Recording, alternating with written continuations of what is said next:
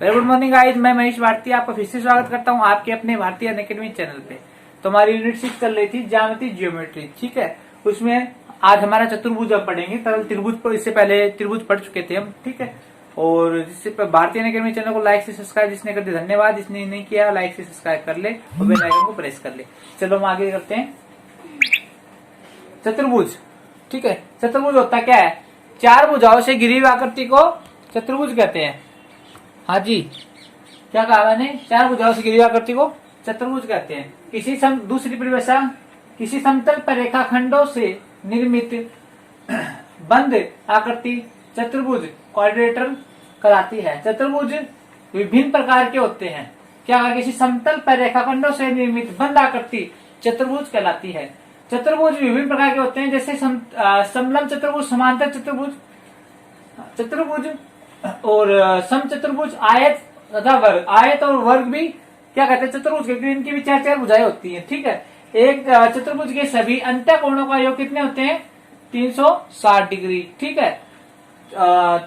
चतुर्भुज में चार भुजाएं एवं चार अंत्यकोण होते हैं। चतुर्भुज में अधिकतम 2 विकीर्ण होते हैं। इतना समझ में आ गया होगा कि एक बार देखो आप, फिर क्वेश्चन करेंगे। और क्वेश्चन देखो आपके सामने, आप वीडियो को पॉज करो और क्वेश्चन सोल्व करो, फिर मैं कराऊं उससे मैच करना। हाँ, तो आपने देखो, आप जिसने किया आंसर देखना, मैच करना आप किस किस का सही है। आपने कोशिश तो की, कोशिश जरूर किया करो, ऐसे नहीं सीधे इस पे आंसर पे डिपेंड हो। अभी मैं कराता हूं, देखो।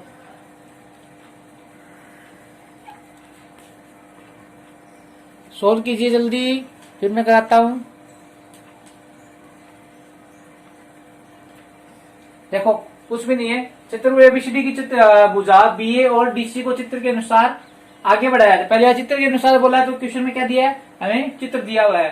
तब बीए और डीसी को आगे बढ़ाया गया है। डीसी को आगे बढ़ा दिया, तक पहुंचा दिया, और बीए को ई तक बढ़ा दिया, ठीक है। तब x प्लस वाई डिग्री का मान बताइए। तो ये x और y का प्लस करके हमें मान पूछा है। और हमें दे क्या रखा है? पहली बात तो ये बाहर निकाल के जो एंगल बनाया क्या है? a डिग्री, और ये बाहर निकाल के ये b डिग्री, ठीक है। तो मैंने क्या बताया रखा है आपको? सीधी है या लाइन नहीं है? सीधी रेखा कितने का बनता है? 180 का ना। तो ये a है, तो ये कितने का होगा बताइए? ये इसको c डिग्री मानेंगे, c एंगल मानेंगे हम इसको। कितना का हो जाएगा? ये हो जाएगा, चलो मैं इधर बताता हूँ आपको। उसको c मानेंगे तो देखो, बाहर वाला a प्लस एंगल c कितना हो जाएगा? 180, ठीक है। तो हमारे पास एंगल c कितना आएगा? एंगल c आ जाएगा, ये माइनस में चला जाएगा, 180 माइनस a, ठीक है। ऐसे दूसरा वाला कर लेंगे। b दे रखा है, b प्लस एंगल a बराबर 180। तो मैं एंगल a बराबर 180 माइनस b। देखो, इतना किसी को यहाँ तक किसी को कोई प्रॉब्लम है? ये बताइए पहले क्या किया हमने?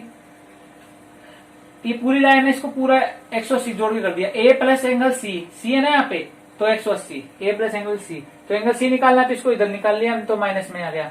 ऐसे इसको इसमें कर दिया। b प्लस एंगल a 180, ठीक है। b plus angle a 180। अब निकालना क्या है? एंगल a, तो b इधर जाएगा तो माइनस में आ गया, ठीक है। अब ये भी इसमें क्या लिखा है? एक चतुर्भुज के सभी अंत्यकोणों का योग कितना होता है? 360 डिग्री, ठीक है। तो हमारे पास दो तो आगे देखो अंत्यकोण, एंगल a और एंगल b।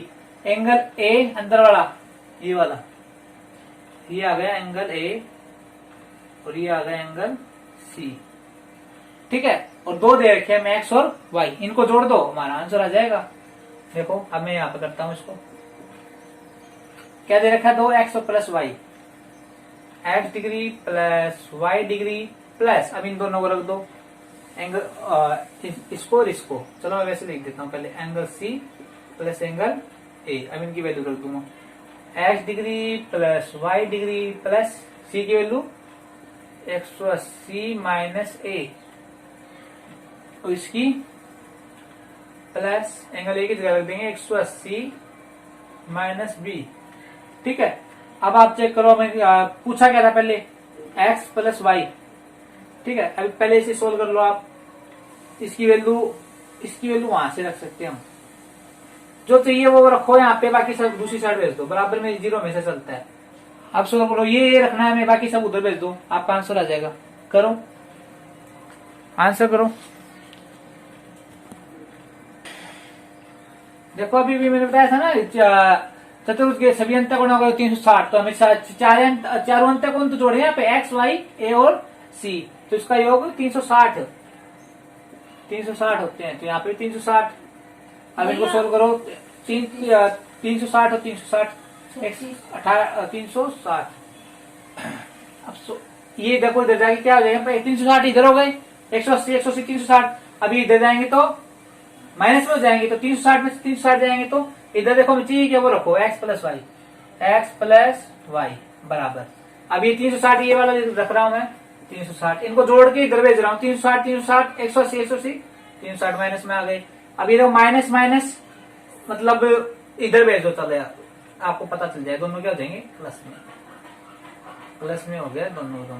ठीक है, आ गया आपको समझ में, तो सबको इधर भेज दिया, इनको जोड़ के भेज दिया बस। अब ये 360 में 360 गए जीरो, अब क्या बचा x प्लस वाई बराबर a प्लस बी, तो हमारे x plus y x degree plus y degree का मान क्या आया हमारे पास a प्लस बी, ये प्लस लगाने जरूरी नहीं होता, तो ये आंसर है a प्लस बी। देखो किस किस का आंसर सही है, चेक करो, कमेंट बॉक्स में कमेंट करो, स्क्रीनशॉट ले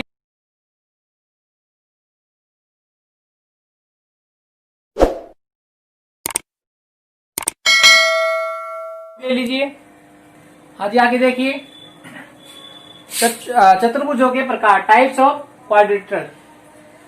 समांतर चतुर्भुज, पहला कौन सा है समांतर चतुर्भुज, पैरेललोग्राम। यदि चतुर्भुज की सम्मुख भुजाओं का प्रत्येक युग्म समांतर है, वह चतुर्भुज समांतर चतुर्भुज कहलाता है। ठीक है, चित्र देखो, ये चित्र है समांतर चतुर्भुज का। इसमें क्या है चित्र में, ए बी ये देखो समांतर पैरेलल बराबर सीडी। पैरेलल का क्या बताया था मैंने, जो आगे पीछे बढ़ाने पे नहीं काटते, ए बी पैरेलल सीडी, मतलब ये किसको आगे पीछे कितना ही बढ़ा दो, दोनों को आपस में कट नहीं करेगी। ठीक है, और A D parallel B C, ये दोनों दिखने में टेढ़ी दिख रही है, ये भी टेढ़ी है, तो ये ऐसे ही चलेगी दोनों की दोनों, काटेगी नहीं। ठीक है, तो ये हो गया दोनों क्या पैरेलल है समांतर चतुर्भुज एबीसीडी में। अब इसके बारे में और देखो, ए बी बराबर सी डी है, ए बी बराबर सी डी, ये दोनों बराबर होती है, तथा बी सी बराबर ए डी, ये दोनों भी बराबर होती है।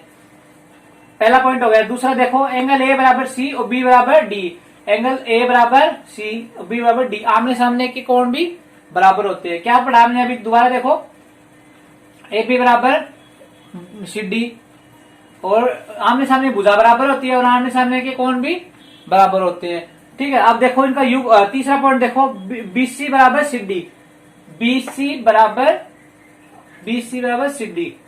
ठीक है, और बीसी बी प्लस सी बराबर सी प्लस डी, मतलब इन दोनों का योग इन दोनों योग के बराबर होगा। अब इन दोनों का योग इन दोनों योग के बराबर होगा। अब डी ए का योग मतलब plus D A plus A B, देखो इधर डी प्लस ए बराबर A plus B, D plus A बराबर ए प्लस बी, इनका योग भी आपस में क्या होता है, बराबर होता है। बी प्लस सी बराबर सी प्लस डी बराबर डी प्लस ए बराबर ए प्लस बी, मतलब इन दोनों का योग आपस में सी और डी को जोड़ो, बराबर क्या होगा, डी और ए के बराबर होगा। ठीक है, ये बात, ये बराबर आपस में क्या होते हैं, 180 होगा इनका योग। ध्यान से दोबारा देखो एक बार, बी प्लस सी को जोड़ोगे क्या होगा, 180। बी एंगल बी और सी का योग क्या होगा, 180 होगा। कोई भी दो आपस में जो जुड़े हुए है ना, उनको जोड़ लो, इनको या इनको किनको भी जोड़ लो, 180 होगा। ठीक है, ये पॉइंट हो गए। चौथा देखो, दो विकिरण एक दूसरे को समद्विभाजित करते हैं। दो विकिरण क्या होता है, कोने से एक शीर्ष से दूसरे शीर्ष पे जो जाता है वो विकिरण कहलाता है। ठीक है, तो एक दूसरे को क्या करते हैं, समद्विभाजित करते हैं, मतलब प्रत्येक दो विकिरण एक दूसरे को समद्विभाजित करते हैं। प्रत्येक आयत एक समांतर चतुर्भुज होता है, प्रत्येक आयत एक समांतर चतुर्भुज होता है, प्रत्येक समचतुर्भुज एक समांतर चतुर्भुज होता है। ये सीधी सीधी बातें, इनको याद करना है हमें। प्रत्येक आयत समांतर चतुर्भुज होता है, प्रत्येक समचतुर्भुज एक समांतर चतुर्भुज होता है, प्रत्येक वर्ग एक समचतुर्भुज होता है। समचतुर्भुज की सभी भुजाओं की लंबाई बराबर होती है। ठीक है, समचतुर्भुज हमारे, लेकिन अब इस समचतुर्भुज नहीं चल रहा है ये, लेकिन इसमें जो आ गया ना समचतुर्भुज बार बार में आ रहा है, ये क्या होता है, इसमें प्रत्येक भुजा बराबर होती है। ठीक है, जैसे प्रत्येक हो गई वो आमने सामने की तो होगी, इसलिए बता रहे हैं। और आयत में भी आमने सामने की भुजा बराबर होती है, एंगल भी बराबर होते हैं। ठीक है, तो बता रहे हैं समचतुर्भुज की सभी भुजाएं बराबर होती है। समांतर चतुर्भुज की आमने सामने की भुजाएं समांतर होती है। समांतर चतुर्भुज की आमने सामने भुजा बराबर होती है। ठीक है, समांतर चतुर्भुज आमने सामने भुजा बराबर मैंने यहाँ पे बता ही दिया हमने। देखो ए बी बराबर सी डी, ए बी बराबर सी डी, ये बातें हैं जो हमें ये यहाँ वो यहीं पे कह दिया। एंगल भी बराबर होते हैं और आयत भी कोई समचतुर्भुज बोल सकते हैं। आप देख लो, उनको एक बार पढ़ लो, नॉर्मल बातें हैं, स्क्रीनशॉट ले लीजिए।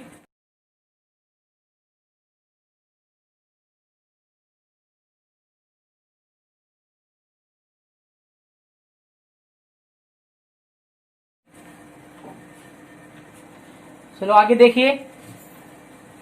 अब क्या आयत रेक्टेंगल, आयत रेक्टेंगल क्या होता है? देखो, एक चतुर्भुज जिसकी सम्मुख भुजाएं समांतर व बराबर तथा प्रत्येक कोण 90 डिग्री का हो, आयत कहलाता है। ठीक है, देखो आयत है एक चतुर्भुज जिसकी सम्मुख भुजाएं समानांतर। देखो समांतर मतलब सम्मुख भुजाएं मतलब ये और ये, समांतर मतलब इनको आगे पीछे कितना भी बढ़ा दो, काटे नहीं एक दूसरे को। ठीक, वो समांतर कहते हैं।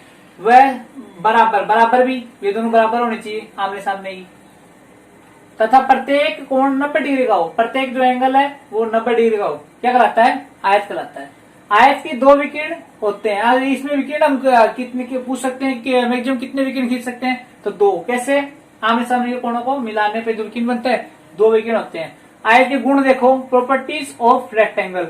ठीक है, सम्मुख भुजाएं बराबर होती है।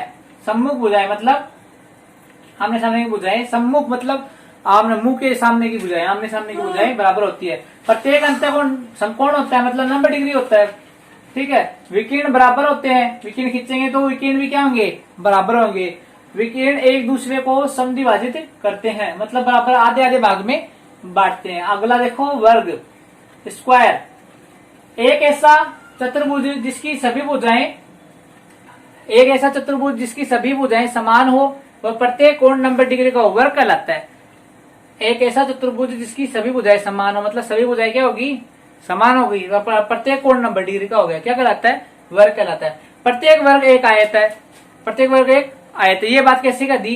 ये आयत का क्या होता है? आमने सामने भुजा बराबर है, इसकी सारी बराबर तो आमने सामने की तीन होगी तथा 90 डिग्री का इसमें भी 90 डिग्री है, तो तब कह दिया प्रत्येक वर्ग एक आयत है। लेकिन प्रत्येक आयत वर्ग नहीं है। क्यों नहीं है?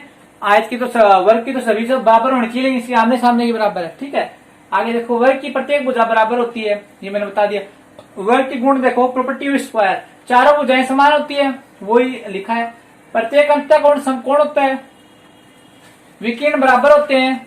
विकिरण एक दूसरे को 90 डिग्री पे समद्विभाजित करते हैं। तो स्क्रीनशॉट ले लीजिए आप। आगे देखिए, चौथे नंबर का है, फोर्थ नंबर, चतुर्भुज रोम्बस। समचतुर्भुज, समचतुर्भुज क्या होता है? रोम्बस। ये इंपॉर्टेंट है, वैसे तो सारे इंपॉर्टेंट है। एक चतुर्भुज जिसकी चारों भुजाएं समान हो समचतुर्भुज कहलाते हैं। ठीक है, इनके गुण देखो, समचतुर्भुज के गुण, चारों भुजाएं, पहला क्या है? चारों भुजाएं बराबर हो, चारों भुजाएं समान हो, एक ही बात आ गई। विकिरण एक दूसरे को 90 डिग्री पे समद्विभाजित करते हो। ठीक है, ये पहले जो बात है वही सेम टू सेम है, एक दूसरे को 90 डिग्री समद्विभाजित करते हो। विकिरण बराबर नहीं होते, ये इसमें इंपॉर्टेंट है। इसमें इंपॉर्टेंट क्या है? विकिरण बराबर नहीं होते। तो समचतुर्भुज में विकिरण बराबर नहीं होते, हमें याद करना है, इसी क्वेश्चन आएंगे। भुजाओं के वर्गों का योग विकिरण के वर्गों का योग के बराबर होते हैं।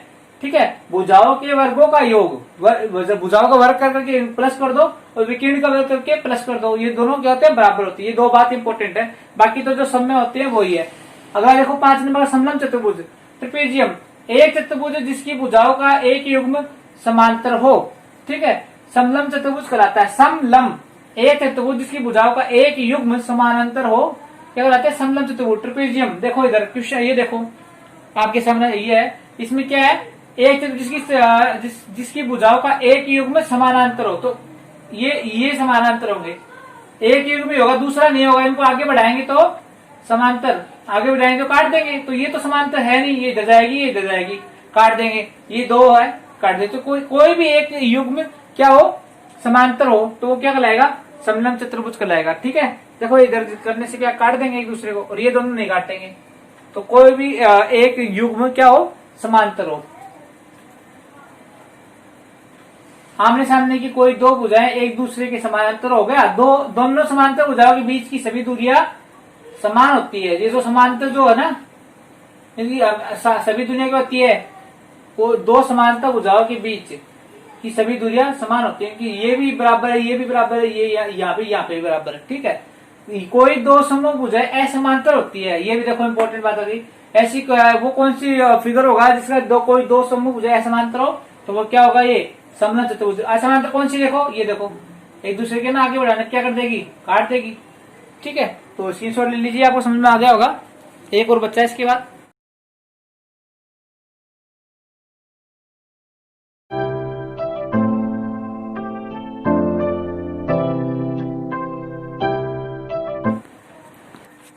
आगे देखिए लास्ट चतुर्भुज के प्रकार, टाइप्स ऑफ क्वाड्रिलेटरल में लास्ट क्या होता है, चक्रीय चतुर्भुज, साइकिल क्वाड्रिलेटरल। वह चतुर्भुज जिसके चारों शीर्ष एक वर्त की परिधि पर स्थित हो चक्रीय चतुर्भुज या वर्तीय चतुर्भुज कहलाता है।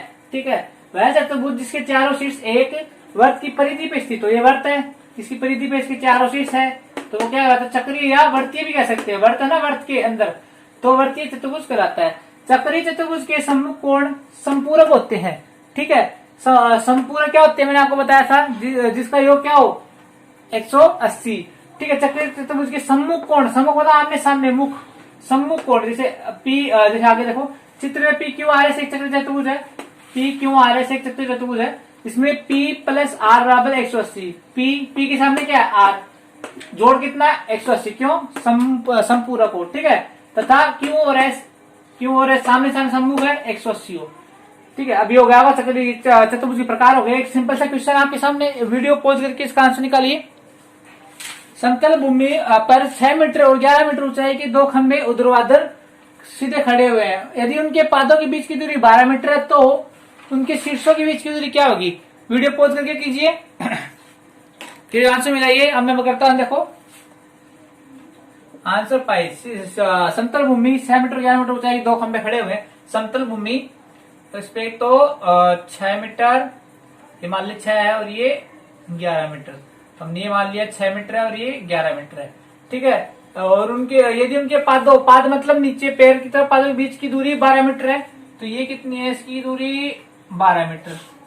ठीक है, तो उनके शीर्षों के बीच की दूरी, मतलब शीर्ष, दोनों के शीर्ष को मिला दो, ये 6 ये 11, इसको और बड़ा कर लेते हैं हम।